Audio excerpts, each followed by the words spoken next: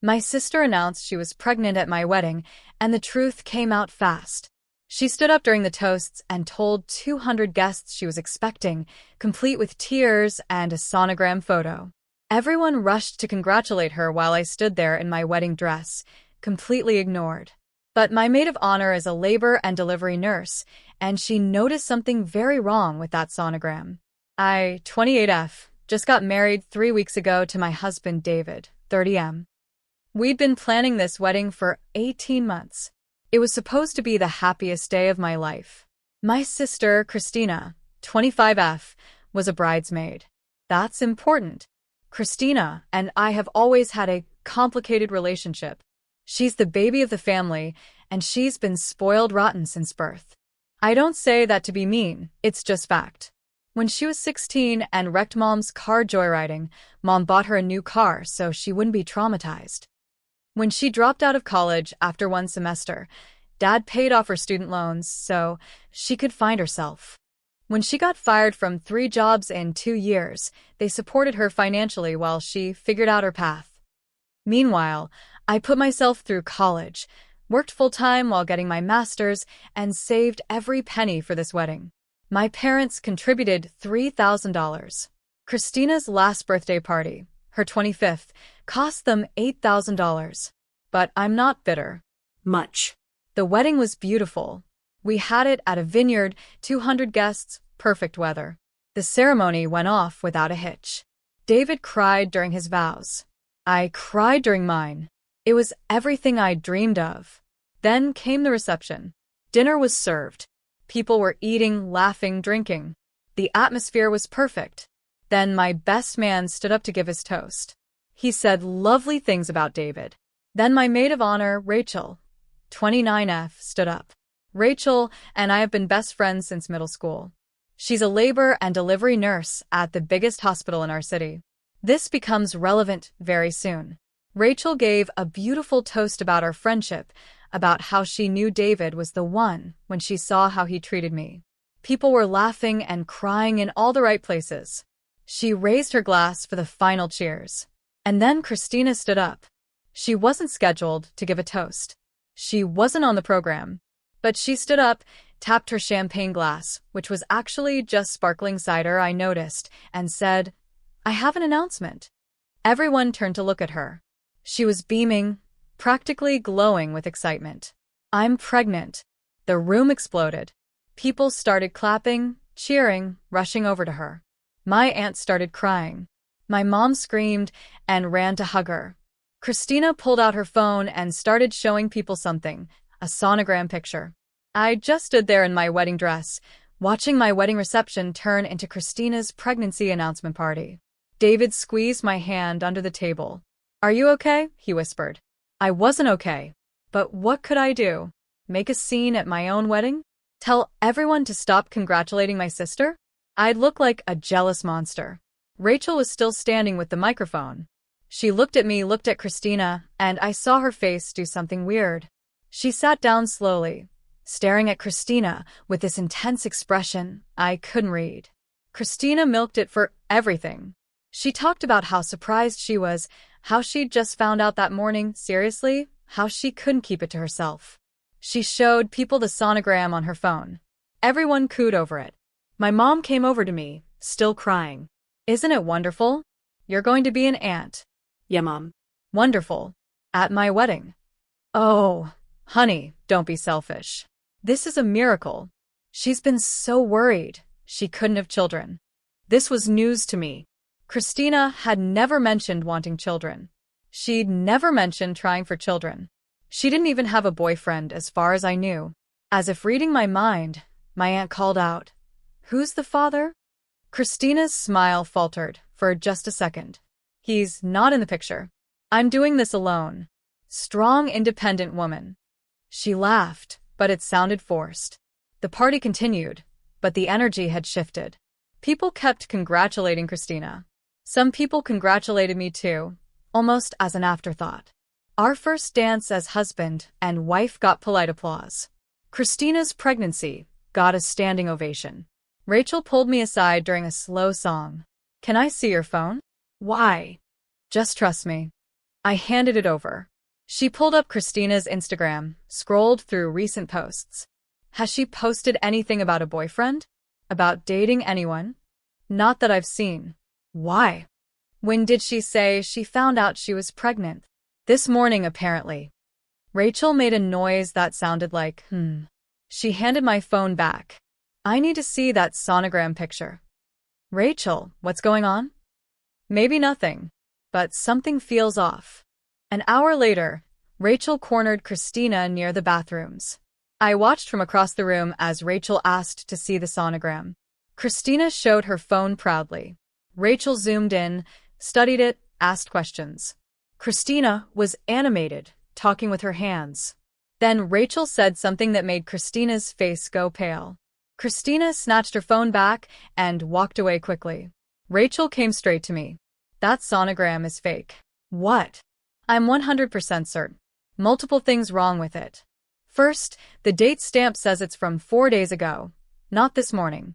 Second, the measurements show 12 weeks gestation. You don't just find out you're pregnant at 12 weeks, you're visibly showing by then, and you've missed 3 periods. Third, and this is the big one, the sonogram has a watermark on it. A watermark? It's faint, but it's there. Lower right corner. It says samplesonogram.com. I've seen it before. It's a stock photo site that sells fake sonograms for pranks and movie props. My heart started pounding. Are you sure? I look at sonograms every single day. I know what's real and what's not. That is not real. But why would she? Attention? Jealousy? I don't know. But we need to handle this carefully. I felt sick. My sister faked a pregnancy to steal attention at my wedding. This was so much worse than I'd imagined. What do we do? Rachel thought for a moment. We need proof everyone can see. Can you get her to send you the sonogram picture? I walked over to Christina, who was holding court with a group of relatives. Hey, sis, congrats. Can you text me the sonogram? I want to save it. She hesitated. Oh, I'll send it later. Just send it now. I'm so excited to see my future niece or nephew. Put on the spot in front of everyone, she pulled out her phone and texted it to me. I felt my phone buzz. Rachel and I went outside. She pulled up the photo and zoomed way in on the corner. There it was, faint but visible. Samplesonogram.com. We need to confront her privately, I said. No, Rachel said firmly.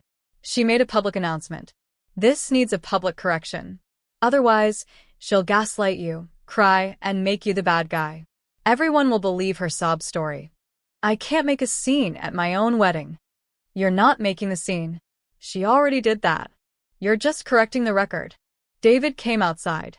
What's going on? We showed him. His face went from confused to angry in about 3 seconds. That's insane. We have to tell people. How? I asked. Rachel grinned. I have an idea. Do you trust me? 20 minutes later, we were doing the cake cutting. The photographer was snapping pictures. Everyone was gathered around. Perfect timing. Rachel stood up and tapped her glass again. Sorry, everyone, one more announcement. The room quieted. Christina looked pleased, probably thinking Rachel was about to toast her pregnancy. So, Christina shared some exciting news earlier, and as a labor and delivery nurse, I just have to say. She paused. I'm concerned. Christina's smile froze. Christina, honey, you said you found out this morning you were pregnant. But the sonogram you showed me is dated 4 days ago. And it shows 12-week gestation. Can you help me understand that timeline? The room went silent. Everyone turned to look at Christina.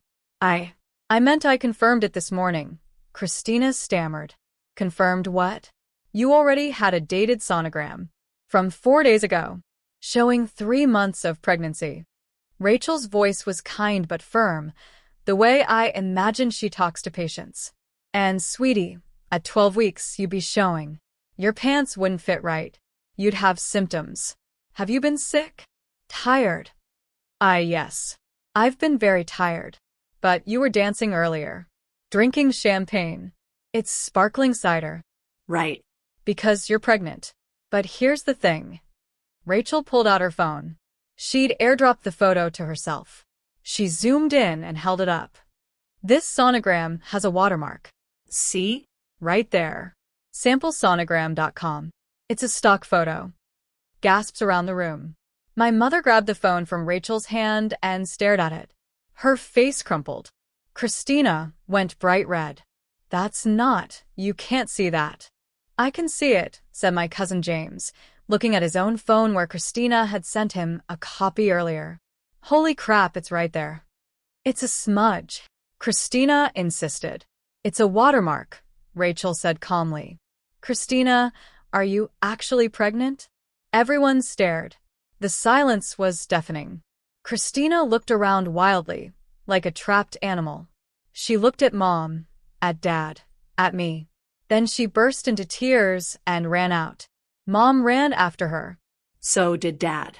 The reception fell into chaos, people talking over each other, some defending Christina. Maybe she made a mistake. Others appalled. Who fakes a pregnancy? Others just confused. I stood there in my wedding dress, feeling like I was in a nightmare.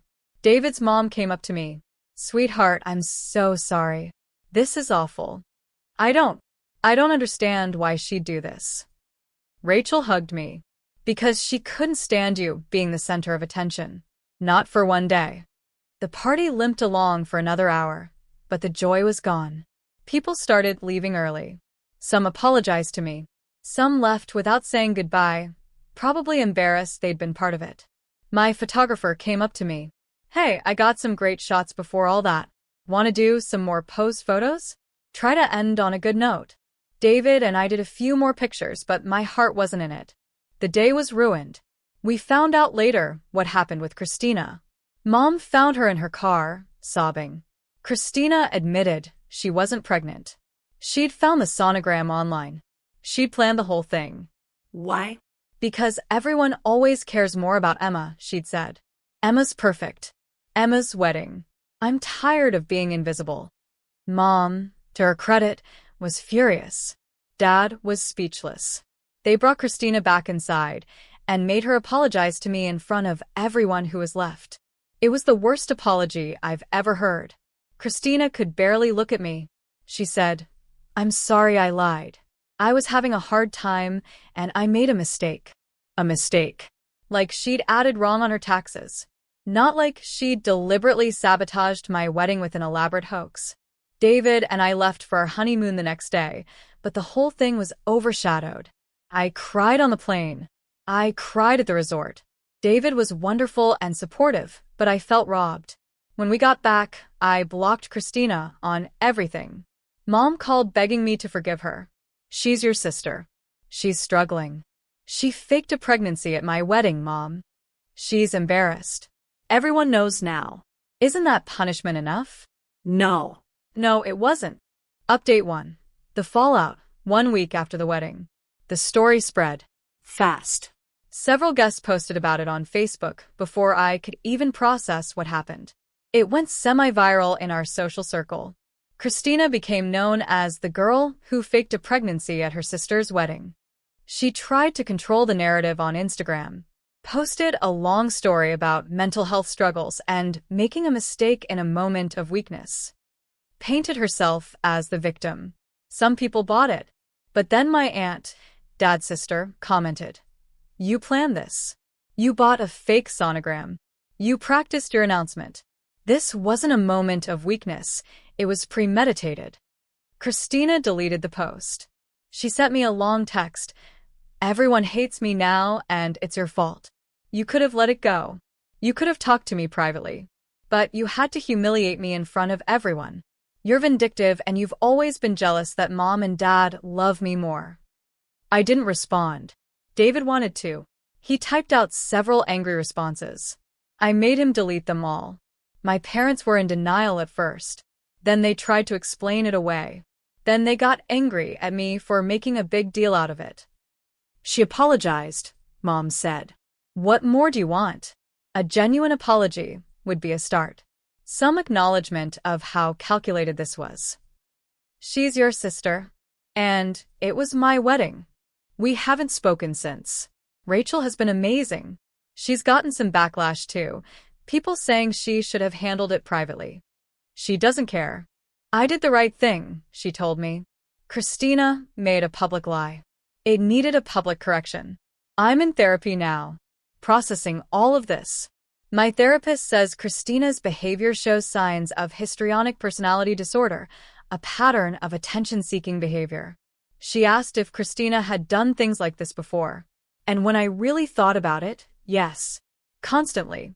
When I graduated high school, Christina, then 15, twisted her ankle at my graduation party and had to be rushed to the ER. Nothing was wrong, she'd faked it. When I got my master's degree, Christina announced she was dropping out of college that same week, turning my achievement into a family crisis. When I got engaged, Christina got a tattoo of a bad ex-boyfriend's name and had a meltdown about it, dominating every conversation for weeks. Every major moment in my life, Christina had sabotaged. But the pregnancy announcement was the most elaborate, the most public, and the most hurtful. Update 2. Christina doubles down 3 weeks later. Christina is telling people she had a miscarriage. Yes, really. She posted on Instagram, "With a heavy heart, I'm sharing that I've lost my baby. The stress of the past few weeks was too much. Please respect my privacy during this difficult time. Broken heart baby angel." I saw it because a mutual friend sent me a screenshot. I stared at my phone in disbelief. She was faking a miscarriage now. Of a pregnancy that never existed? The comments were full of support. "So sorry for your loss. You're so strong. Sending prayers." A few people who'd been at the wedding commented, "Wait, wasn't the pregnancy fake?" Christina deleted those comments and blocked those people. I called Rachel. She's claiming she had a miscarriage. Of course she is. It's the perfect excuse. Now, if anyone brings up the fake pregnancy, she can say, "I lost my baby and you're being cruel." This is insane. Yep. Are you going to say anything? I don't know. If I say something, I look heartless. She just had a miscarriage and her sister is still mad about the wedding. I can't win. You don't have to say anything. The people who matter know the truth. But it ate at me. Christina was getting sympathy for faking a pregnancy and faking a miscarriage. People were sending her flowers, money, meals. She was milking it. My mom called. "I hope you're happy. Your sister lost her baby because of all this stress." Mom, she was never pregnant. She was pregnant and lost it. The sonogram was fake. She admitted it wasn't real. You were there. Well, she must have been early pregnant without knowing, and then the stress caused a miscarriage. The mental gymnastics were Olympic level. Mom, that's not how it works. You don't know what you're talking about. I literally watched Rachel prove the sonogram was a stock photo. Maybe she bought it because she couldn't afford a real one. I hung up. Update 3. Rachel strikes again, 5 weeks later. Rachel, bless her, had had enough. She made her own Instagram post. Professional, calm, factual. I've been a labor and delivery nurse for 7 years. I've delivered hundreds of babies and seen thousands of sonograms. I know what's real and what's not. At my best friend's wedding, a family member presented a sonogram that was verifiably fake, purchased from a stock photo website. When confronted, she admitted it wasn't real. Now she's claiming she had a miscarriage. Let me be clear, you cannot have a miscarriage of a pregnancy that never existed. Making false claims about pregnancy and miscarriage is harmful to people who have actually experienced these events. It's also a form of attention-seeking that can indicate deeper issues. If someone you know is doing this, please encourage them to seek mental health support. And to everyone who has experienced real pregnancy loss, I see you, I believe you, and I'm sorry for anyone who makes light of your pain with fake stories. She didn't name Christina, but everyone knew. The post got shared. A lot. Christina's friends saw it. Our relatives saw it. People who'd been sending Christina sympathy saw it. Christina called me screaming. "How dare you let your friend post that? She's talking about me." That's slander. It's not slander if it's true. I did have a miscarriage. Of a pregnancy that didn't exist. You can't prove that. Christina, you admitted the sonogram was fake. In front of 200 people. I was confused. I was overwhelmed. You bought a fake sonogram from a website. Rachel showed everyone the watermark. She's lying. Multiple people saw it. Multiple people have screenshots. Do you want to go down this road? Silence. Get help, Christina. Seriously. This is beyond normal. She hung up on me. My mom called next. More yelling. More accusations. I was ruining Christina's life. I was a terrible sister. I should be ashamed. I told her not to contact me again until she could acknowledge reality. Dad called separately. Your mom is struggling. But between you and me, Christina needs help. This isn't normal. I'm trying to get her to see a therapist. Thanks, Dad. I'm sorry about your wedding. You deserved better. That made me cry more than anything else that had happened. Update 4. The truth about Christina, 8 weeks later. My cousin Jen called me. Jen is 2 years older than Christina, and they used to be close. I need to tell you something, Jen said. Christina did this before. Did what? Faked a pregnancy. 3 years ago. She told her boyfriend she was pregnant to try to get him to propose. He found out she was lying and broke up with her. Our family kept it quiet because we were embarrassed. I felt cold. Mom and Dad knew? Everyone knew. We all agreed not to talk about it. We thought it was a one-time thing, that she'd learned her lesson. So, when she did it at my wedding, we all should have seen it coming. I'm sorry. I should have warned you she might pull something. She hates not being the center of attention. I asked Jen to tell me everything. She did. Christina has a pattern going back to high school. She lies compulsively. She's faked injuries, illnesses, deaths of friends, job offers, acceptance to programs. Usually small lies, but sometimes big ones. The family has been covering for her for years. When Christina was 19, she told her college roommates her boyfriend had died in a car accident. He hadn't. They'd just broken up. The roommates found out when the dead boyfriend showed up at their dorm looking for Christina. When Christina was 22, she told her coworkers she had breast cancer. She shaved her head, said she was doing chemo, accepted donations for medical bills. She didn't have cancer. A coworker, who was an oncology nurse, figured it out. Christina got fired. The family always made excuses. She's struggling. She needs attention. She'll grow out of it. She never got help. She got enabled. Jen felt guilty for not warning me. She said several relatives felt the same way. They'd all assumed Christina wouldn't do anything at my wedding. But of course she did. It was the biggest audience she'd ever have. I asked Jen to put this in writing. She did. She sent me a detailed email outlining everything, dates, incidents, witnesses. I forwarded it to my parents with a message. This is who Christina is. She needs professional help, not enablement. Until she gets treatment and makes genuine amends, I'm done. Don't contact me about her again. Mom responded, You've always been jealous of your sister. Dad responded, I understand. I'm sorry. Update 5. Final update. Moving forward 3 months later. I'm doing better. Therapy is helping. David and I are solid.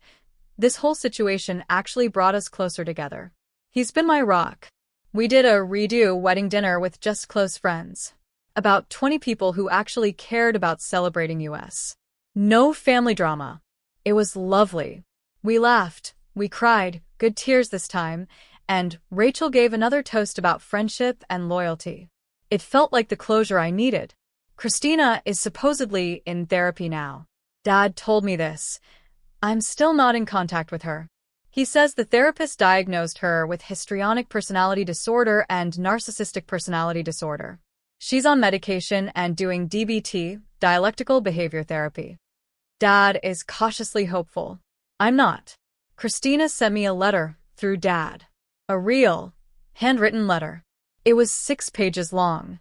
In it, she admitted she's lied compulsively her whole life, acknowledged the pregnancy announcement was planned, and deliberately confessed the miscarriage was also fake, apologized for ruining my wedding, said she's sick and is working on getting better, asked if someday we could rebuild our relationship.